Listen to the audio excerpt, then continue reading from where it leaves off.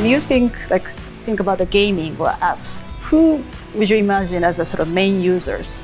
I know this. Because it's gaming, probably people will say, hey, it's going to be young, male, sort of, youngsters, right? The stereotype. Stereotype. My mother is in 80s.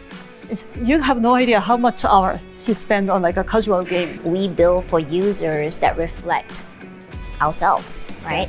Yeah. And if we build apps and we build games, those experiences need to reflect our own life experiences, right? Mm-hmm. And we can't run away from the women. You know, app developer take cares a lot of the engagement beyond just download. In that context, I think women leaders are very, very, conscious about the, how to interact with the consumers and partners, and yeah, that's one of the biggest contribution to this vibrant app ecosystem.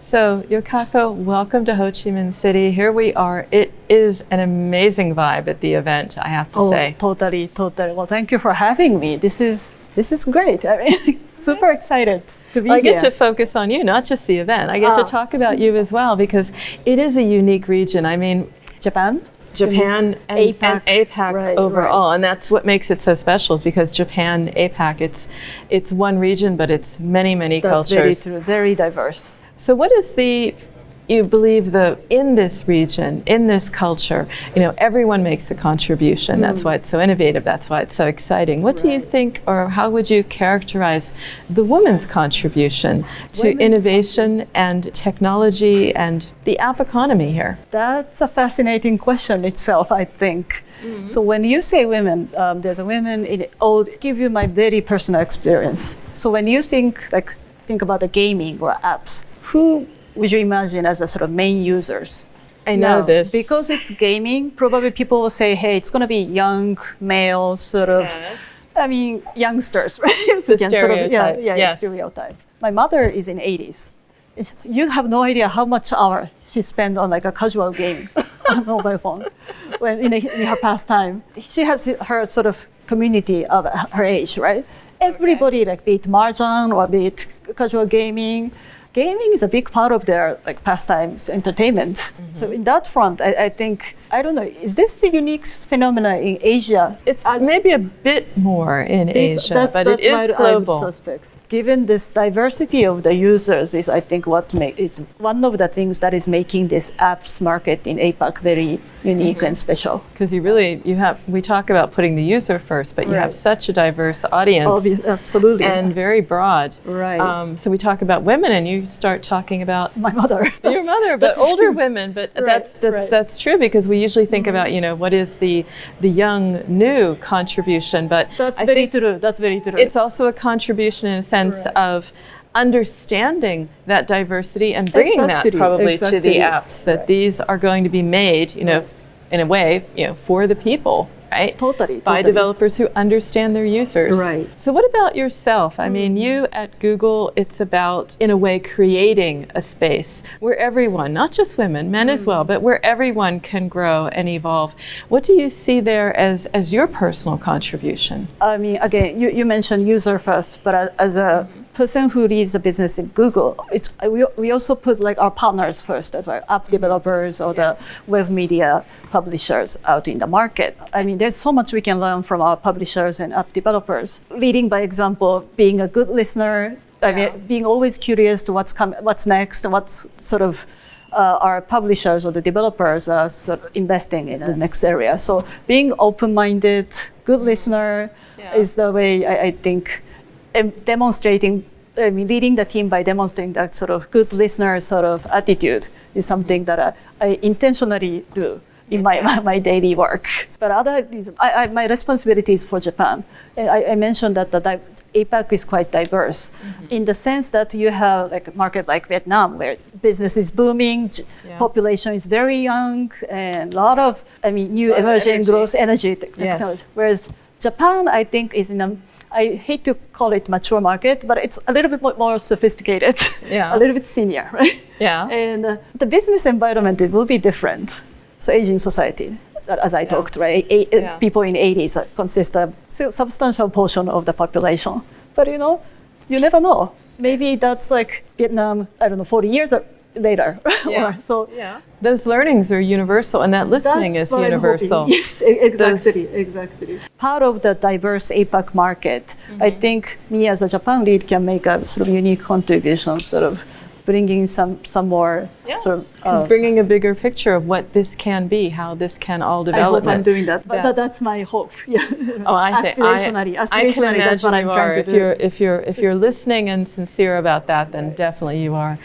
What about mentoring or supporting or helping other young people even to get this perspective? You're not, people aren't born with a big picture view of the world. Right. What have you perhaps seen as what needs to be done? So mentorship plays a big part of this developing people. And for me, it's really not just a female group, but more like a younger generation. They might feel, and particularly in this sort of polite APAC culture, Asia culture, they might be a little bit hesitant to like speak up or step up. So I grew up in Asia majority of the time, and I struggled a lot when I first worked for a multinational company. To find your voice. To get my voice heard, I would say. Yes. And of course, there's a language barrier and a bit of the culture. Try to tell the junior folks that it's completely okay to be vulnerable, right? Yeah. So try to sort of encourage the junior folks by showing my own vulnerability so that they can feel more comfortable making failures or trying hard, but voices are not heard. There are occasions that even though they try hard, their voices may not necessarily be heard properly, right? Yeah. But that's completely okay. You can give it another try, right? So showing vulnerability is a unique way I try to really encourage my junior folks. But that's also part of that realness, that being genuine, that runs like a thread, because you also need to be genuine and real when you're listening to partners, when you're listening to yourselves in teams. What would you say when you're thinking about the work environment? What kind of work environment helps women thrive, do you think? So what I try to say, if you are arguing something, and if you can hear only one idea, then you should be questioning that. I mean, if you have 10 people, there should be 10 different opinions, right? But in many cases, if your group is homogeneous, then could be a case that, I agree with him, I agree. Decision will be made without deep thinking, right? Yes. That shouldn't be the case. So if you're in a group of a couple of people, everybody's saying the same thing. You have to question that's a big red flag. That is a red flag. Yes. I would say then what you're saying is, when they are all agreeing with you, then it's a sign that probably somebody might be holding back something. Yeah, right? and you could be going down a wrong track. You want to have that challenge, and you want to teach women and men to challenge you. So it's really not really just about the female sort of developing like a female talent as a leader. It's more like a universal. Well, I love chatting about that. I've asked these questions many times. I've never heard an answer like that, but that is so true, because when everyone agrees, it's actually a bad sign. It's scary. Let's talk about you, and everyone has something that they draw upon, a guiding principle. You've shared so many. I've learned a few. When you're hearing that everyone agrees, that's not good. So that is a guiding principle. But what keeps you personally grounded or motivated in what you do? Well, I think that has changed over the time as I grow. So in my 20s or early 30s, I was really investing in my own development. Hey, I want to be a great leader in a business scene or in the personal life and so on and so. Now I think I've shifted more towards the social contribution end. So making the people's life a little better is something that I always try to keep in my mind. I would work for you in a heartbeat. No, seriously. No, but thanks. This may sound a little bit too superficial, but because that is the type of climate that allows ideas, exchange, communication. That's what events like this are all about. Speaking of the female leadership, when I was junior, working female leaders are not that common. So there are a lot of role models who had really helped me through the way. Shouldn't this be the time to give back? So, I don't know if people wanted to listen to me or not, but at least I'll try to really Well, I have listened to you, and I have That's enjoyed so kind this of you. so Oh my much. God. Oh my God. Very much. It has been a highlight. Thank you so much for Thank you your so time, much. and goodbye. Thank you for having me. Thank you. So it's exciting to be in Ho Chi Minh City, and it's exciting to meet another woman in tech, Daphne. I am really, truly inspired and take advantage of the opportunity to connect with you and hear about your observations. I mean, first of all, it is such an interesting market. What excites you the most about the app scene in APAC? How can we run away from talking about AI? Right? It's pretty amazing to be alive right now. It's one of the transformation that you don't often see in your lifetime. I guess what's exciting is that you don't know where it's going to bring you. Knowing the possibilities of it, but yet not knowing where it's going to land. That's pretty exciting because it's all sort of like evolving as we go. Every day you're learning something new. Not a day goes by and it's never gets boring. I mean, by the time this goes live, it will already be new, something new in AI. And it's interesting how much AI innovation in APAC. I've been talking to so many app companies that are AI apps. It's fascinating. I was talking to Vulcan the other day. Just fascinating. And also women. That's right. At the head of Vulcan Labs. Yeah. So that's exciting as That's well. right. What do you see maybe as a woman, and thinking about how do women contribute to or shape the app economy, the app culture, the innovation in this region? What would you say is the woman's contribution? So essentially the app industry is not a really old industry, right? It just came of age. It's like coming of age in a sense. If you think about it, we build for users that reflect ourselves, right? Yes. And if we build apps and we build games, those experiences need to reflect our own life experiences, right? And we can't run away from the women. So we can't always have a homogeneous group of people building for our users. So, having the women's perspective across various functions would be really, really critical because it challenges our own biases, and in that sense, we are able to therefore see different views of, what reaches the users.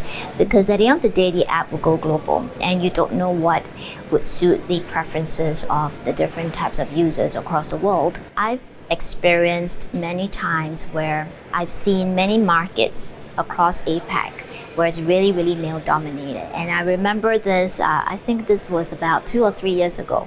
I walked into a room and that was an app roundtable. It was amongst one of the very fast growing emerging markets in APAC, and I was the only woman. So both the Google team as well as our partners across 10 different partner companies, I was the only woman. And at the end of it, before we ended off, I asked, what would it take for you to have more than me in the room next year when we do this? Yeah. And I left it as a challenge to them. A year later, we did the same event with the same group of publishers, and half the room were women. It was really amazing because it was their commitment, right? They saw that there was a need. They knew that they had to build for users that reflected their own life experiences. And it was really interesting. Now, baby steps, because we still see women in traditional functions, right? They're either in marketing or in finance and a lot of the back-end operational roles. We do need to encourage more of them into the world of developing, into the actual technical aspect of things. Shaping those apps. Yeah, not just about putting the wrapper on it, right? Not just about marketing it, but really being able to get their hands dirty. And how do we even start from right in schools, right? For education, how we supporting groups of students to be able to have opportunities through internships or mentorships. That's really critical as well. You would imagine though that low code, no code, and parts of the one Google approach are about unlocking that, correct? Yes, unlocking the potential, right? And potential comes in all shapes and form. Doesn't matter if from a language perspective or, we want to have as many diverse groups as possible within our workforce, right? Because that fuels the experiences that we have, the ideas that we have, the fresh ideas that we bring to the fold. And, if we are in Vietnam right now, one of the reasons that Vietnam has been so successful, it has an incredibly young, vibrant, and driven population, right? And they infuse those ideas, right? They bring the speed and very agility. inclusive. I mean, A lot of women I was speaking with.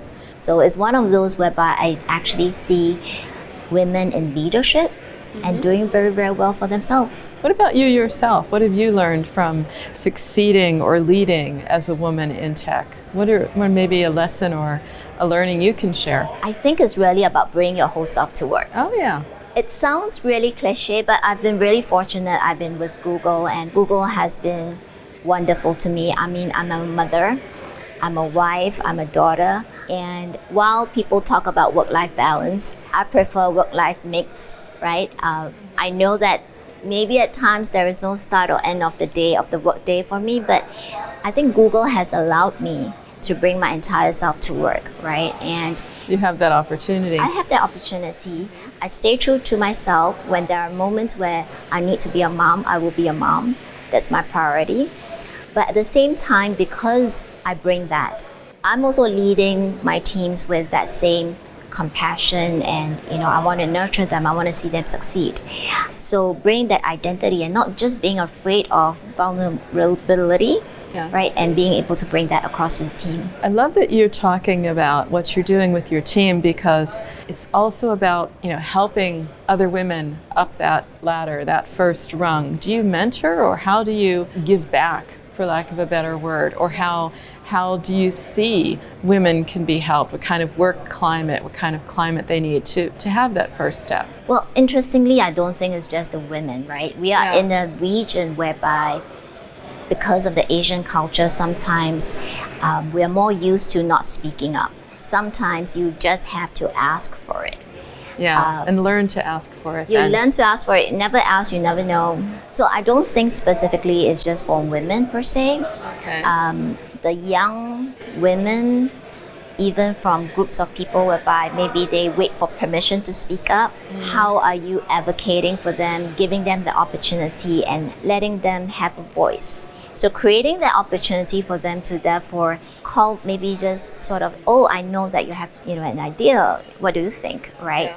And allowing them to have that space to be able to do so. Now, there will be moments whereby they prefer not to, and so you have to sort of read the room as well, right? So for me, yes, I do mentor. Be sensitive to... Be sensitive. Understanding, reading the room literally. Does someone want to speak, or would they rather not at that moment? Not at that moment, maybe in a smaller group. But helping them build that confidence. I mean, I myself came from that. I grew from that. I'm Asian, I'm female. In tech, I didn't necessarily want to speak up. Okay. And it takes years, right, for you to build confidence, for mentors to give you that confidence. So I've received that. Now it's my duty to ensure that my team, my colleagues, my peers experience that as well. And to show them that it's okay if there are weaknesses. You're never going to be always perfect, but you're always true to yourself. I love that. So I'd like to stop and close it with that thought, exactly that. What do you rely on to keep you grounded? Maybe there's a motto, maybe there's a practice, something that keeps you focused, yet grounded. And maybe also inspired, because you're inspiring me. Well, you inspire me. You just told me that you have like 40, 50 interviews in a day. I don't know I can do that. For people with children, you know that your children keeps you grounded. Yeah. For those that don't, your family will keep you grounded. Because however successful you are at work, or if you think you had a great day, once you go back home, you're mortal. Yeah, exactly, right? It will keep you grounded, yes. It is, and they will be criticizing every small little detail, and they keep you grounded. But I think at the end of the day, for me, it's really about having that sense of the next day could be better. Just having the hope of what the next day is going to bring you. It keeps me grounded in the sense that I know that I have not arrived. And therefore, that pursuit of what's next, that's pretty exciting. That is indeed. Yes. I love it. You're on a journey, a continual journey, Daphne, and exciting. And thanks so much for sharing. I appreciate it. Of course. So first of all, here we are in Ho Chi Minh City. Welcome, and thanks for taking the time, Eunyoung. And it is such an exciting market. APAC is unique, it's vibrant, it's interesting. What do you see happening here differently than in other Western markets or other markets in the world? For many reasons, APAC is very special. Especially, I think biggest part is the consumer. They really try to try something new. They really do not care about the status quo. So that's how we really grow our innovation, stemming from the users' interaction, new interests. And then everything comes from the young and really inspirational, innovative users and consumers. I think that makes whole things different. And that's we have that dynamic here. We have young users, they're going to be particular, and that's great because then you strive to meet that. Exactly, because there's the line between the consumers and then app developer is becoming really blurring anyway, right? So that's why that's one of the really power engine for the APAC market. Pretty soon we'll all be making our own apps. I know. That'll be exciting.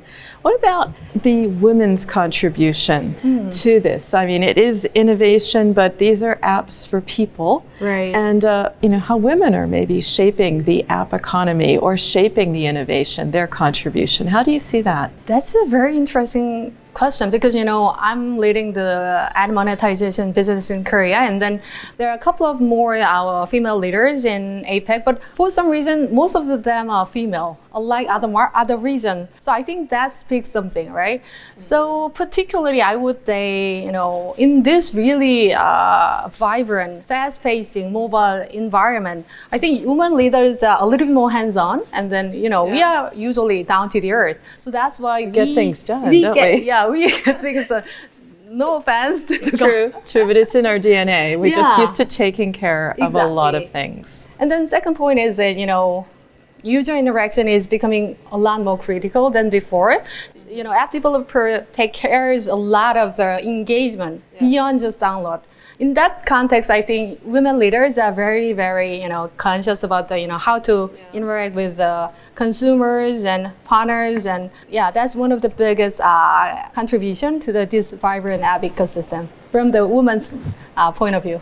That's fascinating because it is true. We're talking more and more about nurturing your users, bringing them into the full funnel growth cycle. And that is a level of, being patient and being communicative and showing the way. So it does, there's a lot there. What about you yourself, working with women, maybe even potentially mentoring them, or do you have lessons or thoughts to share with them? Because they also need to be, at some level, not necessarily shown the way, but doors opened, pulling them up the ladder. That first rung is so important. Where do you see that? What is your contribution there, or some lessons that you've learned? Yeah, absolutely. I've been in tech industry for my entire career, more than 20 years. Okay. And one of my reflection is that, women in tech industry, we are a little bit, very, sometimes quite humble, hardworking, but sometimes we do not advocate ourselves. So I think it's like, pros and cons. We are very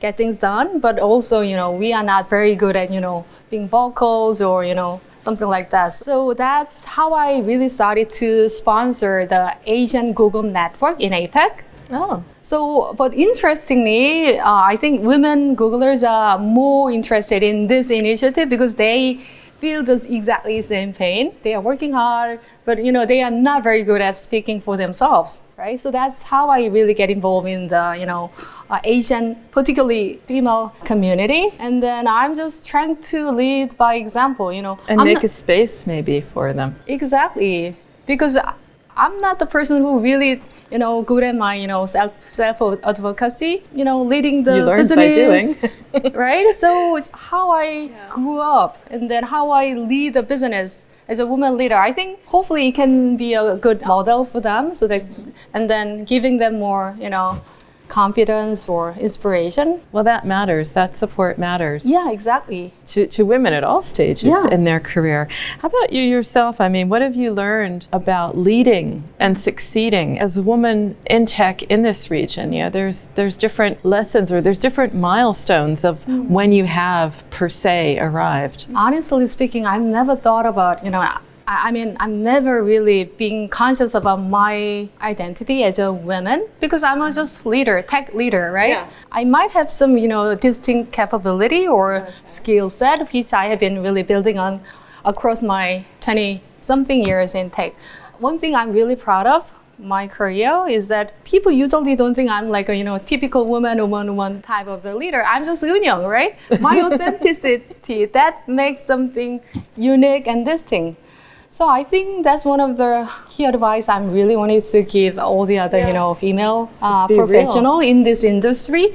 We don't have to really limit ourselves by the one of their identity. So be authentic. I like that. I like that. Being real and being yourself. Exactly. Because it's not as if women alone in tech, we're not isolated. This is about being inclusive, and so creating that space can also be for men, because they will then include more women as well. It's sort of like a way of making it a cycle, making it part of the fabric of the way the company or the culture operates. What have you seen about attitudes towards women changing over the years? Is it more like, we're just real, and it's not like the only woman in the room? I mean, it was bad when it was the only woman in the room, but now I think when you get 3 or 4, we're in a good place. Where are we now? Just as I already mentioned in our conversation earlier, I think we have more women representation in our APAC leadership group. That means something, right?